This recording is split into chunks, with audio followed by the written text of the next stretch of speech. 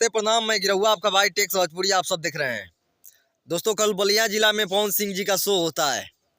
Super star Pawan Singh का show होता है बलिया जिला में, और उन पर कोई निचता किस्म के इंसान उन पर पथराव कर देता है और उनको सीधे लीलार पर यहाँ पर चोट लग जाता है। और इस तरह के काम करने वाले, मुझे पता नहीं कि उन पर पर्सनल अटैक है। बलिया जिला का पवन भैया के कुछ रिलेशनशिप में भी कुछ हुआ है ऐसा। कौन किया है, कैसा किया है, अगर उनको चोट ज़्यादा लग जाती, माहौल ज़्यादा ख़राब हो जाता, तो एक हम भोजपुरी को इंसान को क्या ही मैं बोले उसके बारे में। जो भी हुआ है वहाँ पर बहुत ही गलत व्यवहार किया गया है।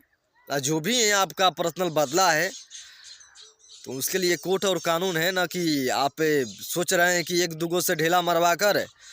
और भोजपुरी में ऐसे ही पर्सनल अटैक होते रहते हैं, जैसे कि कलाकार में विवादित बयान, तो लोग सोचेंगे कि चलो भाई हम इधर घटना करवा देंगे, मुद्दा किसी और पर लग जाएगा, माजा हम मार लेंगे।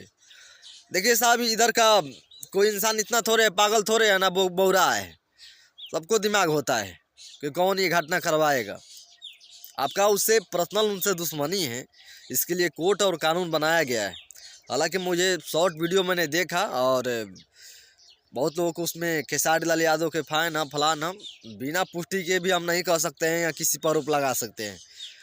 और बलिया जिला में जब ये घटना हो जाता है तो समझ में आता है कि ये घटना कैसे और क्यों हो रहा है। कहीं दूसरा क्षेत्र में होता तो वो होता कि नहीं भाई फांस के टकराव है, गुस्से में हई हो गया हो गया नो। अब इस चीज़ को मैं पुष्टि भी नहीं कर रहा हूँ, लेकिन बलिया जिला के जब ही नाम आ जाता है तो पवन भैया का उजा पर्सनल रिलेशनशिप भी है, जहाँ पर कुछ ऐसा वैसा भी घटना हुआ है। आपको भी जानकारी है बलिया जिला के बारे में, जिसके वजह से ये घटना हो भी सकता है। लेकिन जो भी करने वाले हैं आम मूर्ख हैं। आपके लिए कोर्ट और कचहरी है, ज़्यादा पवन भैया से दिक्कत है तो न जाओ, छोड़ दो। क्यों देखने जाते हो कि बुरा ही लग जाता है। खैर मैं चलता हूँ, बुरा लगे तो माफ़ करना, बट ये मौगा वाला आदत छोड़ दो, बस यही हम कहेंगे। नमस्कार।